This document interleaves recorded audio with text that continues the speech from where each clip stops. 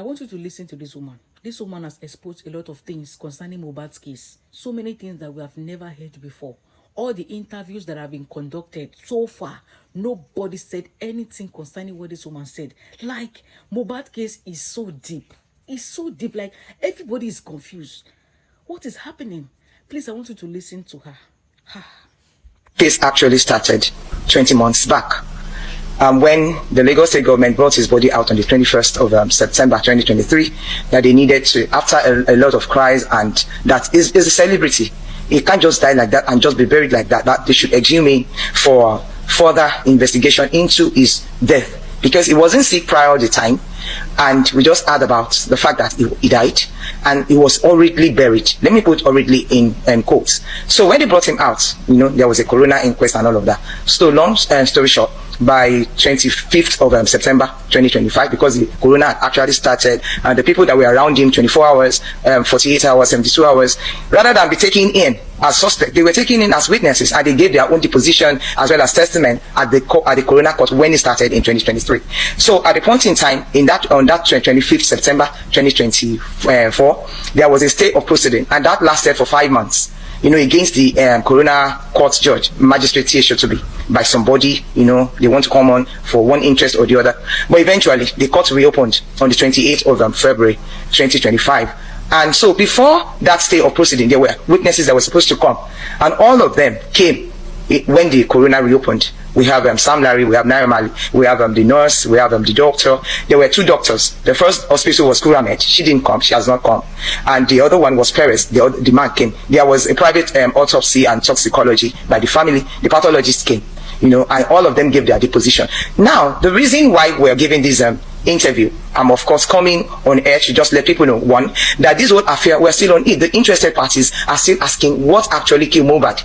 Do you understand? And then secondly, to come and tell the angle of the new witnesses by their deposition, by their witnesses, everything that they have said. We see a lot of discrepancies, because the initial parties that came, they didn't give a right. So the partner, that's Cynthia Omawume Adebanjo, actually said that MOHBAD died in the house. But later, I think it was on February 19th, this 2025, she went on television, telecast and podcast and all of that.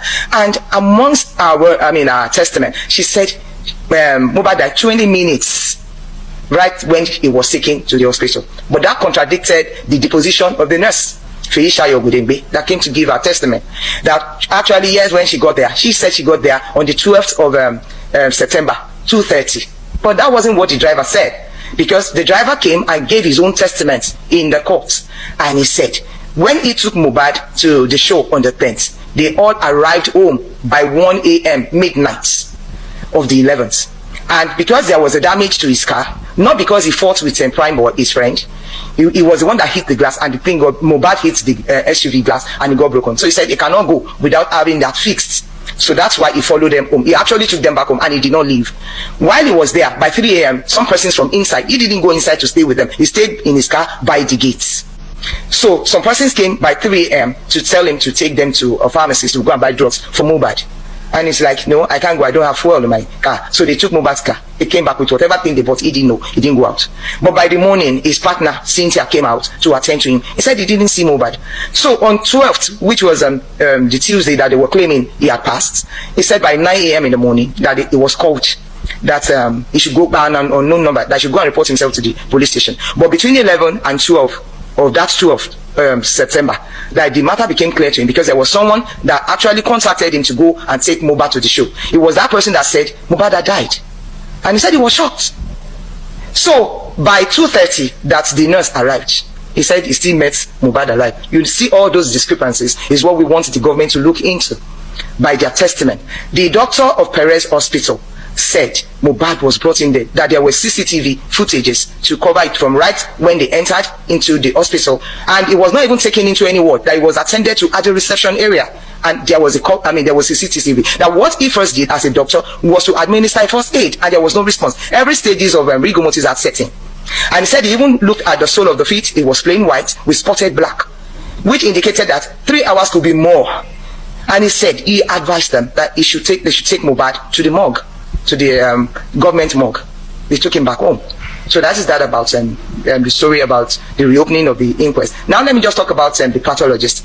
What's the huge difference in the government's pathologist report as well as the private?